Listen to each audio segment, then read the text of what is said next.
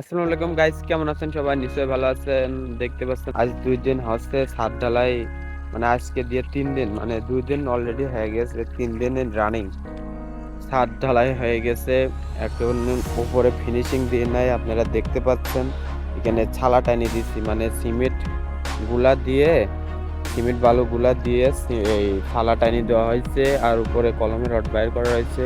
এখানে আবার আরেকতলা ছাদের, সেজন্য ধান যে ফিনিশিং দেওয়া হয়নি, নেট ফিনিশিং দেওয়া হয়নি, বস্তা দিয়ে ঢালাই দেওয়া হয়েছে। আর এখানে আমরা যে ফুটফুট দেখতে পাচ্ছেন, এটা কালকে আবহাওয়া খারাপ ছিল, কালকে বৃষ্টি হয়েছিল। ওই বৃষ্টি হওয়ার কারণে ওই বৃষ্টির ফোট পড়েছে, ওইটা আমরা শক্ত হয়ে জমে গেছে। তাতে ভালোই হয়েছে, খারাপ হয়ে নাই, কারণ এরপরে যখন সিমেন্ট মিমেন্ট মারা হবে সেখন জিনিসটা খুব ভালো হবে না।